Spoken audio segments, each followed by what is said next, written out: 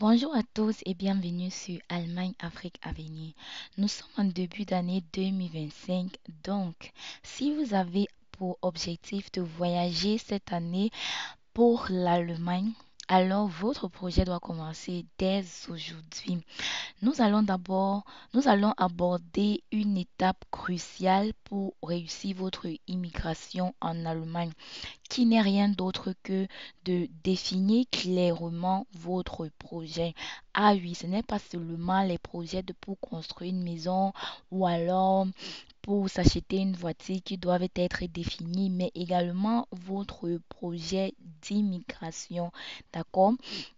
Ici, nous allons vous montrer comment vous allez faire.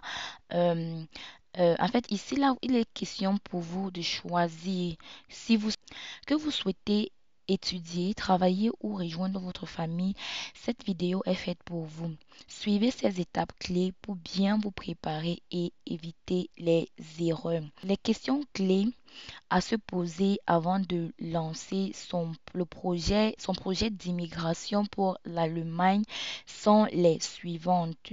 Première des choses, vous deviez vous poser la question à savoir si vous êtes capable d'apprendre la langue allemande jusqu'au niveau requis. En fait, cela dépend de votre projet. Pour certains, le niveau A2 suffit, tandis que pour d'autres, ont besoin du B1, B2, voire du C1. Posez-vous la question également si vous avez les moyens financiers pour payer les cours de langue intensive et si vous avez la motivation et l'intelligence émotionnelle pour apprendre. Ceux qui vont comprendre motivation, ceux qui n'ont pas encore reçu un refus pour la demande de visa ne comprendront pas ce qui signifie la motivation, car une motivation. Donc, vous devez être largement motivé et émotionnellement fort pour pouvoir en commencer avec votre projet. L'autre question que vous devriez vous poser, c'est ai-je un bac avec mention ou suis-je prêt à patienter pour un rendez-vous sur la liste B? Si vous envisagez les études supérieures, votre dossier académique est crucial pour la prise de rendez-vous. Si votre bac n'a pas de mention, vous deviez alors savoir si vous pouvez attendre plusieurs rendez-vous parce que ceux qui ont la mention et ceux qui n'en ont pas ont une grande différence d'attente pour le rendez-vous en fait de la demande de visa. Ok, vous deviez également vous poser la question, ai-je les moyens financiers pour répondre aux exigences d'un visa étudiant? Ah oui, cela signifie vous deviez vous devez vous poser si vous êtes capable de mettre une un montant de 11 904 euros par an dans un compte bloqué, soit 992 euros par mois.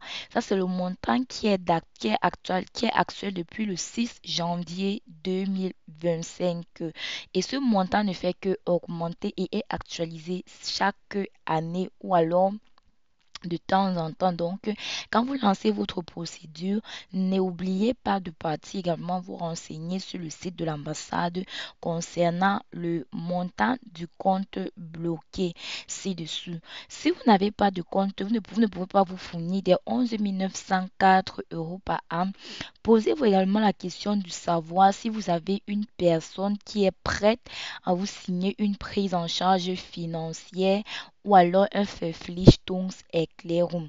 Ok, les gens peuvent également vous signer ça s'ils sont en Europe ou plus précisément en Allemagne. Ils peuvent vous signer une prise en charge. Vous n'avez pas besoin du compte bloqué. Ok, ça ce sont les questions qui sont importantes pour vous décider si vous voulez faire les études, la formation ou alors venir faire un regroupement familial, d'accord? Donc, si vous êtes déjà patient, la première question, ça veut dire que vous êtes patient, ça c'est la première question, mais que vous n'avez pas la mention au bac ou alors vous n'avez pas alors la, les en fait, vous n'avez pas la mention au bac et vous ne voulez pas patienter plusieurs années pour le rendez-vous, ou alors vous n'avez pas les exigences des 11 904 euros par an pour les étudiants, ou alors une prise en charge, vous pouvez vous décider pour d'autres alternatives comme le volontariat ou au pair. Ça, ce sont les options qui ne nécessitent généralement qu'un niveau A2 et elles permettent de découvrir l'Allemagne tout en y vivant légalement. Ok, le volontariat, généralement, c'est vous êtes embauché en Allemagne pour travailler dans le social et vous ne recevez que les montants de base. Et pendant votre volontariat, vous avez la possibilité d'apprendre l'Allemagne aussi et de visiter l'Allemagne. Pour au pair, en fait, il s'agit ici du fait qu'une famille, en fait, vous permet de venir en Allemagne pour travailler pour elle. C'est ça qu'on appelle au pair. Et maintenant, si vous ne voulez pas faire au pair ou le volontariat, il y a également la possibilité de la formation. Ça, c'est une solution idéale également si vous ne remplissez pas les critères pour visa étudiant. Le niveau de langue requis ici dépend de la formation.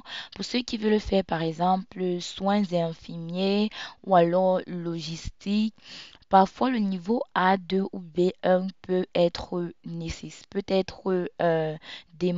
doit être demandé, mais de plus en plus, les centres de formation et les écoles également demandent un niveau B2. Donc, vous deviez vous efforcer à avoir pour une formation le niveau B2, même si de temps en temps les gens disent qu'avec le A2 ou avec le B1, vous pouvez avoir un contrat pour une formation. Et pour informatique, hôtellerie, agroalimentaire, électrotech, également, ils prennent souvent le B2. Ils prennent le B2 et il y a d'autres entreprises qui sont un peu exigeants et prennent le C1. Ok, le plus difficile ici dans la formation, c'est de trouver un contrat. Si vous avez déjà un contrat, c'est que c'est déjà bien pour vous. Et l'avantage ici, c'est que vous pouvez également avoir une approbation qui vous permet d'obtenir facilement le rendez-vous. Ok. Mais si vous voyez que le volontariat ne passe pas pour vous, la formation ne passe pas pour vous, ou alors vous avez besoin de d'autres alternatives, vous pouvez aussi essayer en tant que travailleur qualifié. Mais si vous deviez déjà avoir des compétences professionnelles, ok? Et dans ce cas, vous deviez vous renseigner selon vos compétences dans les secteurs qui recrutent en Allemagne quittant de l'étranger. J'ai vu, il y a des gens qui recrutent dans les domaines du IT, d'informatique, d'électrotechnique. D'accord? Ok. Voilà les bases pour bien définir votre projet d'immigration. Posez-vous les questions, posez-vous en fait ces questions avant de vous lancer et choisissez la voie qui correspond le mieux à vos compétences, vos finances et vos objectifs. Si vous avez les questions, laissez-les en commentaire et dans la prochaine vidéo, nous parlerons des démarches spécifiques pour un projet d'études. Abonnez-vous pour ne rien manquer et surtout n'oubliez pas la cloche de notification.